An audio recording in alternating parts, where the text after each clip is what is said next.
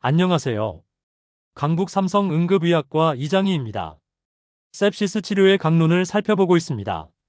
오늘 강의할 내용은 바소프레서 및 이노트로픽스입니다. 모든 목소리는 AI로 대체하였습니다. 2014년 나온 대규모 연구들로 인해 EGDT는 사라졌으나 적절한 양의 플루이드 주입에도 불구하고 MAP가 65 이상 되지 않으면 바소프레서를 사용하는 것은 여전히 유효합니다. 이 내용은 2018년 리비전된 3시간, 6시간 번들 및 1시간 번들에서도 강조되고 있습니다. 가장 최근 가이드라인인 2021년 서바이빙 셉시스 가이드라인에서도 적절한 플루이드 및 적절한 바소프레서를 사용하여 MAP 65 이상 유지하도록 레커멘드하고 있습니다. 오늘은 바소프레서 및 이노트로픽스에 대해 집중적으로 살펴보겠습니다. 우선 리셉터 및 바소프레서 각각의 성질에 대해 살펴보도록 하겠습니다. 알파원은 혈관에 분포하며 바소컨스트릭션 작용을 합니다. 베타원은 심장에 분포하며 하트레이트 및 수축력 증가 작용을 합니다. 하트레이트를 상승시키는 것을 크로노트로픽 이펙트라 하고 수축력을 증가시키는 것을 이노트로픽 이펙트라고 부릅니다. 베타2는 기관지의 브론키올 및 전신혈관에 작용하여 브론코다일레이션 및 바소다일레이션 작용을 합니다. 도파민 리셉터는 너무 많은 작용을 가지고 있기 때문에 이번 강의에서는 언급하지 않겠습니다. V1은 혈관에 분포하며 바소컨스트릭션 작용을 합니다. 도파민은 알파원, 베타원 및 도파민 리셉터에 작용을 합니다. 도파민은 용량에 따라 각기 다른 효과를 나타내며 이를 도즈 디펜던트 이펙트라고 부릅니다. 저용량에서는 도파민 리셉터 자극을 통하여 콩파트로의 혈류량을 늘려 신장 보호 효과를 나타낼 수 있습니다. 하지만 현재 이런 목적으로 저용량의 도파민을 사용하지는 않습니다. 보통의 용량에서는 베타원을 자극하여 심장의 하트레이트 및 수축력을 증가시킵니다. 고용량이 될수록 알파원 자극이 강해져 바소컨스트릭션 작용이 강해집니다. 노에피네피린은 알파원, 베타원 모두에 작용하긴 하나 주로 알파원에 작용하여 바소컨스트릭션 작용을 합니다. 에피네피린은 알파원, 베타원, 베타2 모두에 작용할 수 있는 약물입니다. 바소프레신은 주로 혈관에 작용하여 바소컨스트릭션을 유발합니다. 도부타민은 베타1, 베타2에 작용합니다. 임상에서는 심장의 수축력 증가, 즉 이노트로픽스 목적으로 사용합니다. 하지만 기대 효과와 달리 하트레이트만 빨라지거나 바소다일레이션으로 인해 혈압이 떨어질 위험도 가지고 있습니다. 각각의 약물들에 대해 응급의학과 교과서인 틴티날리에서 정리한 표입니다. 틴티날리 표입니다. 표를 천천히 읽어보시면 좋겠습니다. 노에피네피린에 대해 살펴보겠습니다. 2021년 서바이빙 셉시스 캠페인 가이드라인에서는 여러 바소프레서 중 노에피네피린을 가장 먼저 사용하도록 권고합니다. 노에피네피린을 퍼스트라인 바소프레서로 권고하는 것은 2010년 NEJM에 실렸던 노에피네피린과 도파민의 비교 연구에서 비롯됩니다. 연구 결과입니다. 노에피네피린과 도파민의 전체 사망률은 통계학적으로 큰 차이가 없었습니다. 다만 도파민 사용군의 부정맥 발생 비율이 높았고 이것으로 인해 특히 카디오제닉 샥에서의 사망률이 더 높았습니다. 둘 다 알파원, 베타원을 자극하긴 하나 노에피네피린은 알파원 자극이 상대적으로 강해 혈관의 바소컨스트릭션이 주된 작용이라면 도파민은 베타원 자극이 상대적으로 강해 하트레이트 상승이 유발되기 때문입니다. 2010년 NEJM에 실렸던 연구 결과 이후로 붉은색으로 보이는 도파민의 사용량이 급감하게 되고 하늘색으로 보이는 노에피네피린의 사용량이 급상승하게 됩니다. 가장 최근 가이드라인인 2021년 서바이빙 셉시스 가이드라인에 적혀있는 노에피네피린과 도파민의 비교 언급을 살펴보겠습니다. 도파민의 베타원 자극 때문에 하트레이트 상승 효과가 있고 이로 인한 부정맥 발생 위험이 있다. 11개의 RCT를 메타 분석한 결과에서 노에피네피린의 사망률 및 부정맥 발생이 적다. 2024년 질병관리청에서 발간한 성인 폐혈증 초기 진료 지침서도 살펴보겠습니다. 노에피네피린과 도파민을 비교하였습니다. 전체 사망률 차이는 없었으나 노에피네피린의 중환자실 사망률 및 부정맥 발생률이 낮았습니다. 2024년 질병관리청 성인 폐혈증 초기 진료 지침서에서는 노에피네피린을 도파민보다 우선적으로 사용하도록 강하게 권고하고 있습니다. 노에피네피린은 보통 분당 kg당 0.04 마이크로그램에서 더블링을 해가며 0.08, 0.16, 0.24, 0.32 순으로 높여가며 사용합니다. 분당 kg당 마이크로그램을 사용하지 않는 병원들도 많기 때문에 500cc에 32g 섞은 농도를 기준으로 60kg이라면 적용 가능한 cc/h도 함께 기재해 놓았습니다.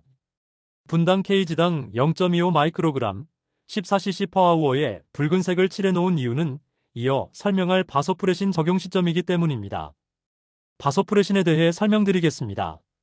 노에피네피린을 일정량 사용하여도 MAP가 충분히 상승하지 않을 수 있습니다. 이때 노에피네피린을 더 증량하는 것이 좋을까요? 다른 바소프레서를 추가하는 것이 좋을까요? 이 물음에 대해 2021년 서바이빙 sepsis 가이드라인은 노에피네피린 증량보다 바소프레서 추가를 제한합니다. 이미 노에피네피린을 투여받고 있는 septic샷 환자에게 노에피네피린을 증량한 군과 바스프레신을 추가한 군의 사망률을 비교한 연구입니다. 결론부터 말씀드리면 두 군의 사망률 차이는 없었습니다. 하지만 서브그룹 애널라이시스에서는 차이가 있었습니다.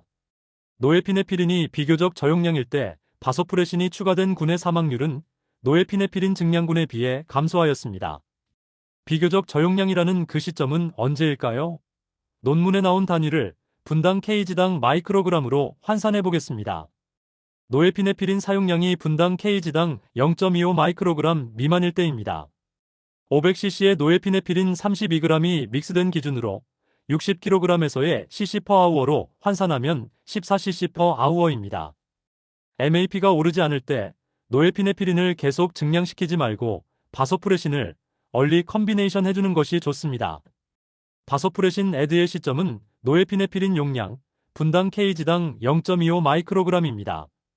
2021년 서바이빙 sepsis 가이드라인에서 바소프레신 추가에 대해 언급한 내용을 살펴보겠습니다.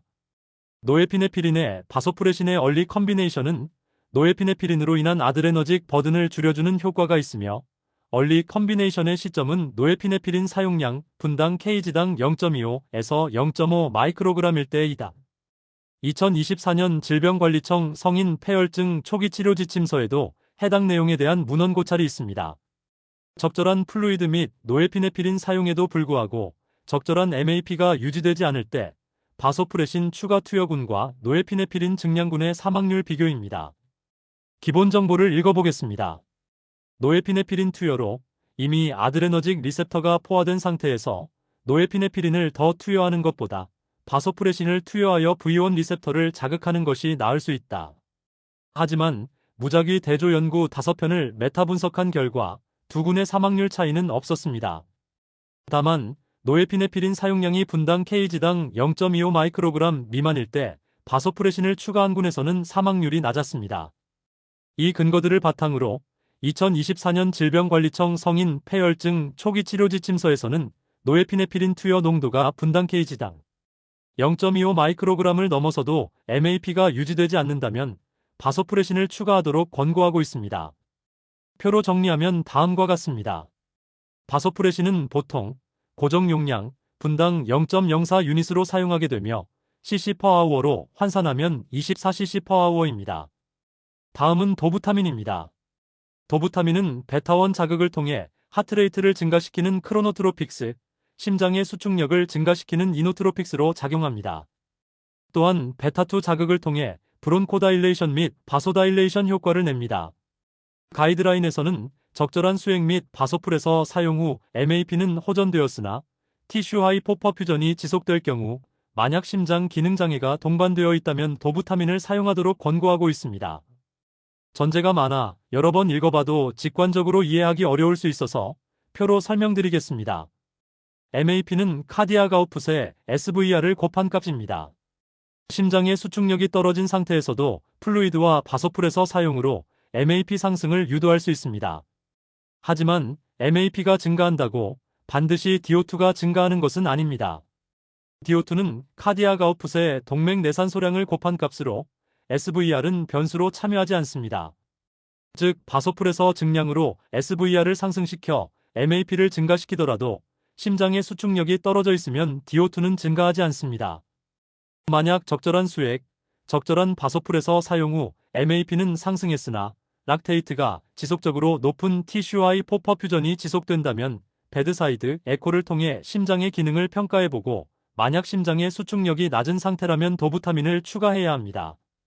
이에 대해서 2024년 성인 폐혈증 초기 치료 지침서에서 문헌 고찰하였습니다. septic샥에서 심기능 저하 및 저관류가 동반된 환자에게 도부타민을 추가하는 것이 좋을지에 관한 연구입니다. 기본 정보를 읽어보겠습니다. 도부타민의 베타1 자극으로 인한 이노트로픽 이펙트로 심박 출량의 증가를 기대할 수 있고, 이를 통해 DO2의 증가, 티슈 하이 포퍼퓨전의 개선 및 락테이트의 감소를 이끌어낼 수 있다. 하지만 이러한 효과는 예측하기 어렵고, 오히려 베타1 중 하트레이트가 상승하는 크로노트로픽 이펙트, 베타2 자극으로 바소다일레이션이 되어 혈압이 떨어지는 부작용 발생 위험성이 있다. 무작위대조 연구는 전무하다. 2021년 서바이빙 sepsis 가이드라인에서도 도부타민 사용을 제한하긴 하나 근거 수준은 낮다. 만약 사용한다면 적절한 모니터링이 반드시 필요하다. 이러한 이유로 2024년 질병관리청 성인 폐혈증 초기 치료 지침서에서는 도부타민의 사용을 근거 수준은 매우 낮고 전문가 권고 등급으로 사용을 고려해 볼 수 있으므로 정리하였습니다. 적절한 수액 및 적절한 바소프레서 사용으로 MAP는 호전되었으나 티슈 하이 포퍼퓨전이 지속될 경우 심장 기능의 장애를 확인해보고 필요시 도부타민 추가를 고려해 볼 수 있습니다. 노에피네필린, 바소프레서, 도부타민을 정리해보았습니다. 도부타민은 보통 분당 kg당 2마이크로그램에서 20마이크로그램까지 사용합니다. 예전 EGDT를 한창 하던 시기에는 sepsis 환자에게 센트럴라인 인서션을 반드시 시행하였습니다. CVP 및 SCVO2 측정을 위해 C라인 인서션이 반드시 필요하고 바소프레서들이 들어가는 루트이기도 하기 때문입니다. 2021년 서바이빙 sepsis 가이드라인에서는 센트럴라인 잡는데 시간 소모하느라 바소프레서 주입 늦추지 말고 페리페랄 라인으로 바소프레서 시작해도 괜찮다고 서제스트하고 있습니다. 물론 6시간 이내 단기간 동안 일시적으로 사용하는 것이고 안테큐비탈포사보다 더 프록시말 부위의 페리페랄 라인을 사용해야 한다는 전제를 달았습니다. 센트럴 라인으로 바소프레서를 주는 이유는 페리페랄로 주었을 때 발생할 수 있는 익스트라바세이션에 대한 염려, 페리페랄 바소컨스트릭션으로 인한 림네크로시스 혹은 이스키미아에 대한 염려 때문입니다. 하지만 최근 문헌 고찰에서는 안테큐비탈포사의 프록시말 부위로 6시간 이내 단기간 사용한다면 부작용 발생 확률이 낮으므로 센트럴 라인 잡느라 바소프레서 주입을 늦추지 말고 페리페랄 라인으로 바소프레서 사용할 것을 제안하고 있습니다. septic샥은 바소다일레이션으로 인한 렐러티브 하이포볼레미아가 패소피지올로지인 디스트리뷰티브 샥이므로 적절한 수액 공급 후 바소프레서 적용이 필요하다고 설명드렸습니다. 수액 공급 도중이라도 바이탈 사인이 언스테이블하다면 바소프레서를 빨리 쓰는 것이 좋은지 아니면 적절한 수액 공급이 확실히 완료된 후 바소프레서를 쓰는 것이 좋은지에 대해서는 잘 알려져 있지 않습니다. 2024년 질병관리청 성인 폐혈증 초기 치료 지침서에서는 이러한 고민, 즉 승합제의 투여 시기에 대해 문헌 고찰하였습니다. 승합제 조기 투여군과 승합제 지연 투여군의 비교입니다. 기본 정보를 읽어보면 아직까지 논란이 많은 부분이라는 것을 짐작할 수 있습니다. septic샥에서 바이탈이 언스테이블할 때 수액치료 도중이라도 바소프레서를 쓰는 군을 승합제 조기 투여군, 수액치료 완료 후 바소프레서를 쓰는 군을 승합제 지연 투여군으로 나눈 후 사망률을 비교하였습니다. 승합제 조기 투여군은 승합제가 조기 투여된 만큼 수액은 적게 들어갔을 것이므로 플루이드 리스트릭션군이라고 생각할 수 있습니다. 승합제 지연 투여군이라 명명했지만 의도적인 지연이 아닌 현행의 치료를 하는 것이므로 유주얼 케어군이라 생각할 수 있습니다. 승합제 조기 투여군, 즉 플루이드 리스트릭션군과 승합제 지연 투여군, 즉 유주얼 케어군의 사망률 차이는 없습니다. 다만 승합제 조기 투여로 인해 플루이드가 상대적으로 리스트릭션 되었을 경우 폐부종 발생률이 적었습니다. 승합제를 조기 사용했다고 하여 승합제 조기 사용으로 인한 부작용도 크게 없었습니다. 다만 이것을 확대 해석해서 수액치료 전혀 없이 승합제부터 사용하는 것은 권고하지 않습니다. 이러한 근거로 2024년 질병관리청 성인 폐혈증 초기 치료 지침서에서는 septic샷 환자에서 수액 치료가 완료되지 않았더라도 바이탈이 언스테이블하면 조기에 승합제를 사용하는 것을 권고합니다.